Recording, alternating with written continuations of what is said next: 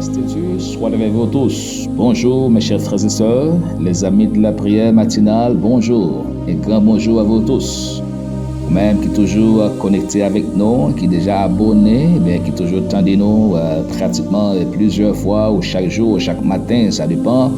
Donc à travers la prière de guérison, la prière de restauration, la prière de réparation spirituelle. Alors aujourd'hui, nous gagnons un thème qui est très nouveau. Donc le thème nous matin, c'est comprendre la Bible. Nous allons parler de la Bible, nous allons parler comment on est capable de gagner plus compréhension de la Bible, côté les sorties, comment les repartir, sa division et écriture de la Bible, originalité de la Bible, etc. Donc ce thème ce matin, nous voulons partager avec tout pasteur, tout évangéliste, tout prédicateur, tout monde professeur école dominicale, tout monde qui a étudié la Bible et toutes frères et sœurs bien-aimés, les amis qui t'aimeraient connaître plus de la Bible. Donc nous invitons aussi au cours de l'exposé, pour t'avoir quelques questions pour nous-mêmes, pas négliger, écrire questions dans les commentaires là. Ou attendre lire, et puis écrire dans les commentaires là, commenter, et puis nous-mêmes répondre toutes questions à nous-mêmes. Donc, thème de matin, comme nous dit, c'est comprendre la Bible. En premier lieu, qui c'est la Bible? Donc, en pile monde qui c'est chrétien, qui remet bon Dieu, nous avons la Bible à nous. Ça dépend de la langue qu'on veut là. Il y a plusieurs langues à l'heure maintenant. La Bible est écrite dans toutes langues pratiquement, presque toutes langues qui existaient sur la terre, mais une tradition de la Bible. La Bible particulièrement, vous le savez, donc c'est la parole de Dieu. Donc la Bible est parlée comme parole de Dieu, parole de l'Éternel, parole de Jéhovah, ou parole de Dieu, Jean-Claude David dit. Donc c'est bon Dieu même qui ôtait la Bible. Nous joignons ça écrit dans 2 Timothée chapitre 3, le verset 16 particulièrement, et nous avons ajouté aussi le verset 17. Le 16 dit que toute écriture est inspirée de Dieu et utile pour enseigner, pour convaincre, pour corriger, pour instruire dans la justice.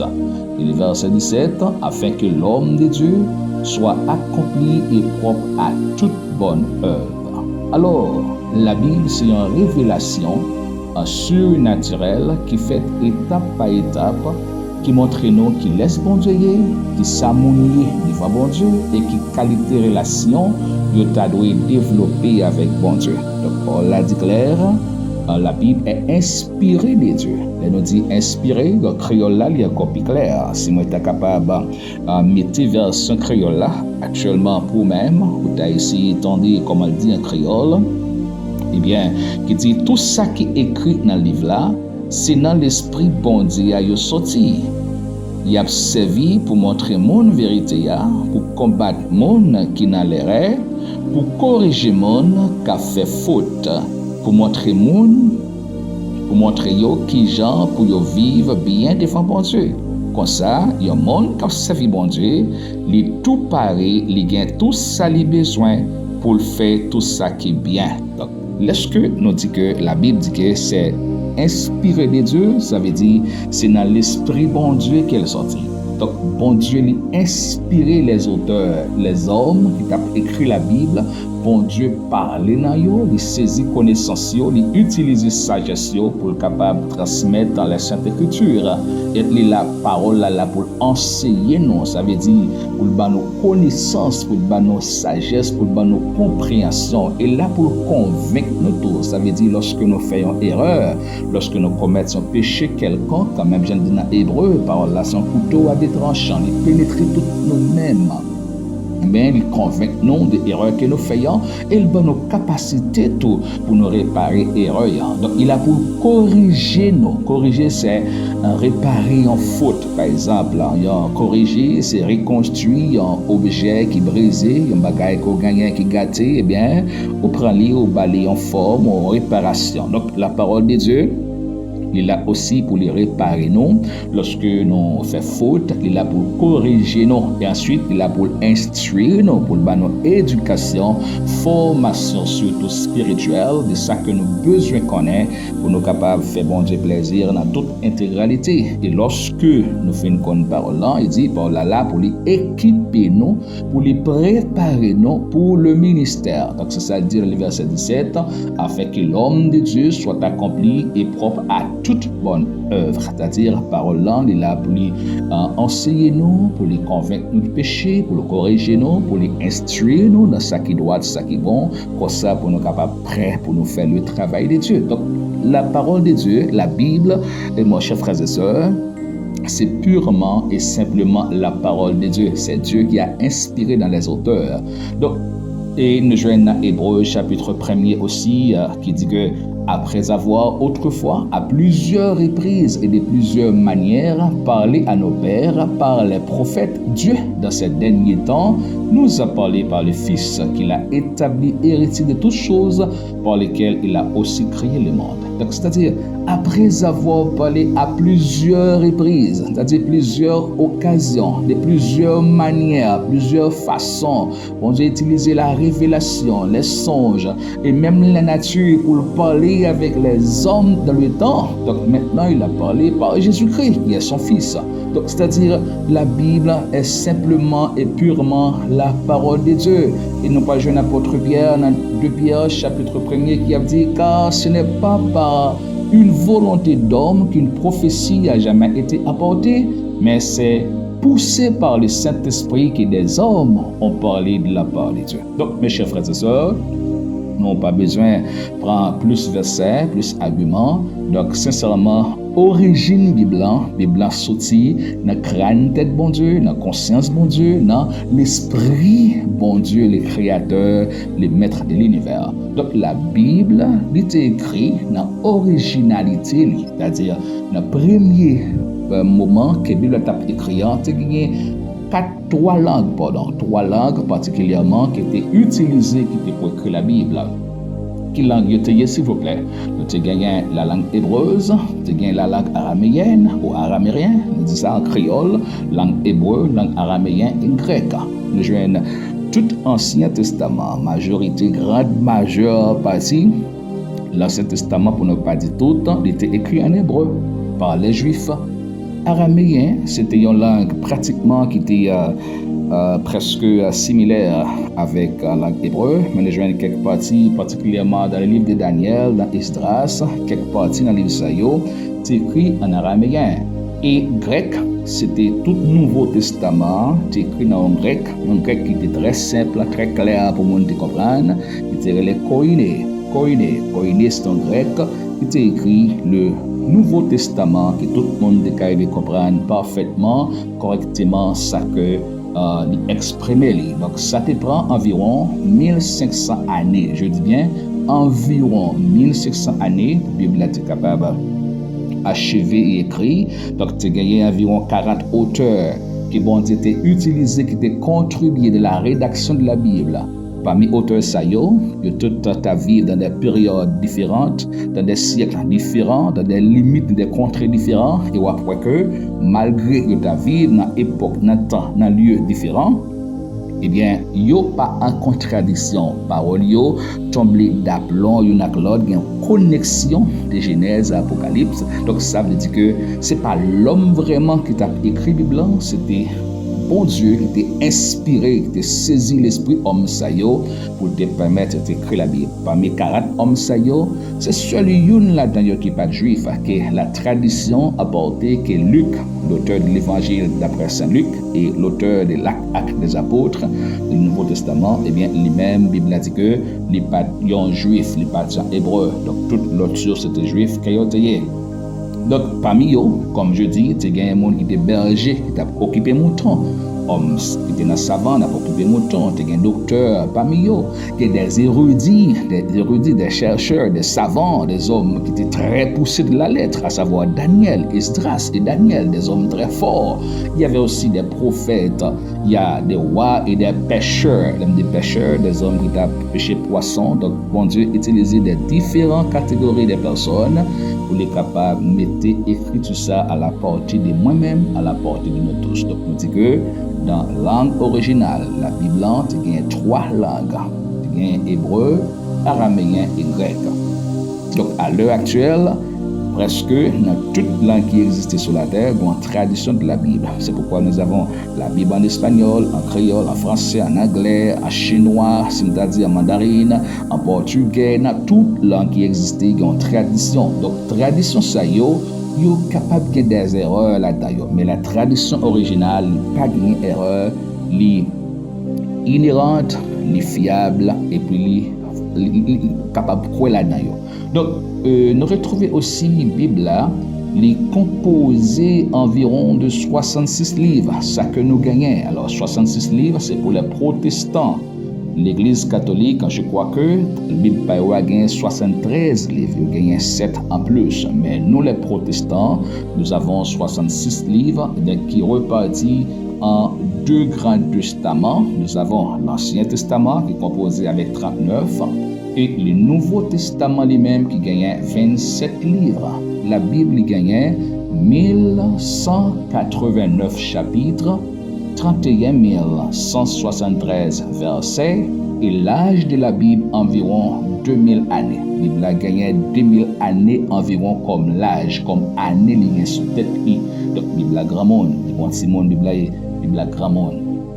Donc, lorsque nous disons les diviser en 2 grandes parties, l'Ancien Testament et le Nouveau Testament. Donc, l'Ancien Testament, il y a une division par le tout, et le Nouveau Testament, il y a une division par le tout. Nous allons continuer avec division Ancien Testament et Nouveau Testament. Alors, l'Ancien Testament, comme j'ai dit, il est composé de 39 livres, et le Nouveau Testament, il est composé lui-même environ de 27 livres. Donc, comme nous avons dit, environ 66 livres que nous gagnons dans la Bible protestante. Gagnons l'autre livre qui n'est pas inclus particulièrement dans le livre protestant, non plus dans le livre catholique. Il y a 14 autres livres qui sont prétendus, je dis, fait partie, qui existaient comme livre de la Bible, mais il y aurait jeté, ce sont les livres apocryphes ou il y aurait encore deutéro-canoniques. Donc, les livres 66 livres composés le canon de la Bible. Je ne vais pas parler ce matin le canon parce que ça nous prendra beaucoup de temps d'explication. Peut-être dans l'autre émission, nous va expliquer qui s'appelle un canon spirituel. Donc, lorsque la Bible se divise, comme je dis, Ancien et l'Ancien Testament, je lis de Genèse jusqu'à Malachie. Genèse, c'est le premier livre qui est dans la Bible, mais pas oublier, ce n'est pas le premier livre qui était écrit, c'est le premier livre nous joignons lorsque nous ouvrons la Bible, mais ce n'est pas le premier livre qui était écrit. Donc, vous comprenez ça bien, j'aimerais dire. Donc, nous gagnons esprit le Nouveau Testament, gagnons commencer par Matthieu, arrivé dans Apocalypse. Non plus aussi, dans le Nouveau Testament, ce n'est pas Matthieu qui était le premier livre qui était écrit. Donc, c'est parce qu'il a fait un classement, donc il a classé par catégorie, par groupe, mais ça ne veut pas dire que Genèse, c'est le premier livre qui était écrit, ni Matthieu, le premier livre qui était écrit. Donc, l'Ancien Testament, comme je dis, il gagne 39 livres là-dedans, qui est divisé en lui-même en 4 grandes portions. Nous avons trouvé dans l'Ancien Testament les 5 premiers livres que nous les Pentateuque ou la loi. Nous joignons la Genèse, Exode, Lévitique, Nombre et Deutéronome, environ 5 livres, donc écrits par Moïse. Gagnons aussi les 12 autres livres qui sont les livres historiques. C'est Josué, Juge, Ruth, 1 Samuel, 2 Samuel, un roi des rois, un chronique des chroniques, Esdras, Néhémie, Esther. Ce sont les livres historiques. Si vous besoin connaître l'histoire des peuples d'Israël, particulièrement, les livres ça est concentré sur raconter l'histoire des rois, l'histoire des événements, etc. Il y a aussi les 5 livres poétiques que nous trouvons aussi dans l'Ancien Testament. Les livres poétiques, dans les mots poétiques ou poésie. Nous joignons Job, nous joignons tout Somme, nous joignons Proverbes, nous joignons Ecclésiaste et puis nous joignons Cantique des Cantiques. Ça y est, ce sont les 5 livres historiques qui font partie, poétiques. Et il y a aussi les livres prophétiques, les livres prophètes, c'était écrit, qui au nombre de 17 en total.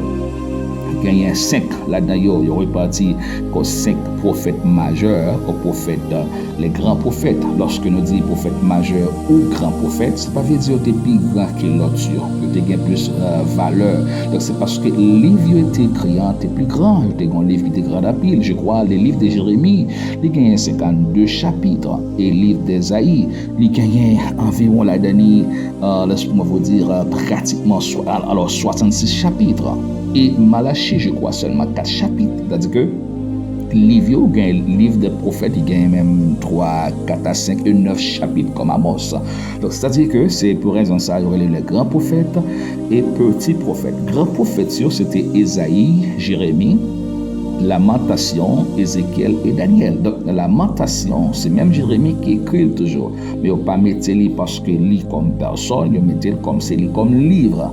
Lamentation et Jérémie, c'est toujours ces titres Jérémie qui est porté. Et les petits prophètes, nous joignent Osée, Joël, Amos, Abdias, Jonas, Michée, Nahum, Habakkuk, Sophonie, Agé, Zacharie et Malachie. En total, 17 prophètes, 5 livres poétiques, 5 livres Pentateuque ou la loi et 12 livres historiques qui composaient un registre de 39 livres retrouvés dans l'Ancien Testament. Donc, le Nouveau Testament aussi, une répartition qui est très belle aussi, qui nous joint le Nouveau Testament, donc en 4 groupes, tout, mais j'en ai fait dans l'Ancien Testament, nous retrouvons les 27 livres qui répartis avec 4 évangiles. Donc, l'évangile selon Matthieu, l'évangile selon Marc, l'évangile selon Luc et l'évangile selon Jean. Donc, Matthieu, Marc, Luc et Jean, donc environ 4 évangiles. Et nous jouons un livre qui nous-mêmes, alors qui est les actes des apôtres ou le travail apôtres, mais qui c'est un livre historique lié tout. Parce que le livre actes des apôtres, il raconte nous l'histoire de la naissance de l'Église. Donc c'est, au lieu de nous dire livre actes des apôtres au travail apôtres, en langage profond de théologie, il y a dit de préférence livre acte Saint-Esprit, travail Saint-Esprit. Parce que lorsque vous regardez dans le livre Actes des Apôtres, lorsque vous lisez des commencements, particulièrement à partir du chapitre 2 jusqu'à la fin, vous voyez, c'était le Saint-Esprit de Dieu qui était à l'œuvre, qui t'a guidé à porter, conduit, instruit, apprendre ça pour faire. Donc, c'est un livre aussi qui est historique. Et nous avons retrouvé les lettres de Paul, donc les lettres de Paul qui sont au nombre de 13. Voilà, les lettres de Paul au nombre de 13, on a les épîtres de Paul, il y a aussi les épîtres générales. Les épîtres générales qui sont au nombre de 8. Les Paul, nous connaissons très bien, c'est Romains 1 et 2 Corinthiens, Galates, Éphésiens, Philippiens, Colossiens, 1 et 2 Thessaloniciens, 1 et 2 Timothée, Titre et Philémon. Ce sont les 13 lettres écrites par l'apôtre Paul. Et dans les lettres apôtre Paul, il y a 3 là-dedans qui sont des lettres pastorales qui écrites à des pasteurs qui baillent M. Sayo instruction comment pour diriger le ministère de Dieu et comment pour conduire tout dans le ministère. 1 Timothée, 2 Timothée et Titre, ce sont les 3 lettres pastorales. Et nous joignons des lettres aussi en général, les épîtres générales qui écrit pour l'Église, donc surtout apôtre Paul, où elle écrit pour le peuple, particulièrement, elle écrit pour Romains, elle écrit pour les Corinthiens, pour les peuples à Philippe, etc. Mais les lettres générales, c'est pour l'Église en général. Nous avons les lettres aux Hébreux, par exemple, qui est la Bible, nos pages auteur, tout analyse qui fait la Bible, les livres hébreux, il semblait vraiment avec un monde qui nous connaît dans la Bible, qui écrit plusieurs, mais pas gagné argument pour dire c'est lui-même. Donc l'auteur est inconnu. Nous avons les livres aux Hébreux, nous avons Jacques, 1 et 2 Pierre, 1, 2, 3 Jean et Jude. Donc environ, donc c'est 21 livres, lettres, qui nous retrouvés, dont 13 en lettres de Paul, et ensuite 8 là-dedans, ce sont des lettres générales qui appellent Apocalypse. Ici, c'est la division, la composition de le Nouveau Testament. Donc, la Bible, pour nous conclure avec vous, c'est la parole de Dieu. La Bible affirme plus de 2000 fois qu'elle est la parole de Dieu. Donc nous jouons à mettre reprise de la Bible quand il dit non, ainsi parle l'Éternel. Ainsi parle l'Éternel. Expression ça y dit non, c'est bon Dieu même qui a parlé. C'est pourquoi la Bible lui-même est inhérente. C'est-à-dire qu'il n'y a pas d'erreur là-dedans. Lorsque nous n'avons pas d'erreur, nous voulons parler des textes originaux. Les fiables, il va dire qu'on a fait confiance, qu'on a croire là-dedans, les infaillibles, les vrais, les pas fait faille. Donc, ici, de manière grosso modo, en général, nous baouillons aspect matin de la Bible dans l'émission qui c'est comprendre la Bible. Ça, c'est le partie 1. Nous invitons capable toujours connecter avec nous. Donc, très bientôt, on va retrouver la deuxième partie dans la Bible. Donc, deuxième partie de cette émission qui c'est toujours comprendre la Bible. Donc, nous sommes 18 verset 30 ou sinon verset 31, Paul a dit, les voies de Dieu sont parfaites. La parole de l'Éternel est éprouvée. Il est un bouclier pour tous ceux qui se confient en lui. Donc, je vous invite, mes chers frères et sœurs, pour continuer à lire la Bible, aimer la Bible, parce que conception nous gagnons sous parole mondiale, a influencé façon nous étudier, la façon nous prêcher. Invitons à nous étudier la Bible, à nous prêcher la Bible, parce que il est là pour les donner une sagesse, pour les instruire, pour les réparer, pour les reconstruire, et ensuite pour les donner tous les outils que nous avons besoin pour nous faire le travail de Dieu. Surtout, vous êtes vous-même qui appelez au ministère de Dieu. Donc, prions le Seigneur. Seigneur, nous te remercions matin ça pour l'opportunité que vous accordez nous, pour permettre nous capables venir avec thème sayo, émission sayo. On va bénir chaque monde qui attend. Et ensuite, on va bénir chacun de nous qui est disposé pour nous apprendre chaque jour plus dans la Bible. Et ainsi, pour nous capables de faire travail dans la façon que vous voulez, dans la façon que vous-même vous réclamez. Bénis chaque frère, bénis chaque soeur. Guérir ceux qui est malade. Protéger ceux qui seul, ceux qui n'ont pas gagné sécurité. Bailler ceux qui ont nécessité, ceux qui ont besoin pour vivre. Et que le Saint-Esprit est capable de demeurer avec chacun de nous. Et que les anges de Dieu surveillent, protègent tous mes frères et sœurs qui nous écoutent ce matin. Soyez bénis, prospérez, bénis, prospérez, bénis, prospérez. Et nous souhaitons une bonne croissance spirituelle, une bonne croissance dans la foi. Comprendre la Bible, chapitre 1, eh bien, dans les jours à venir, on va venir avec chapitre 2 pour vous. Sous pour abonner, s'il vous plaît, abonnez, partagez et questionnez-nous. Que la paix et la grâce de Dieu soient avec vous. Soyez bénis, protégés et bien gardés. Bon Dieu béni. Bonjour.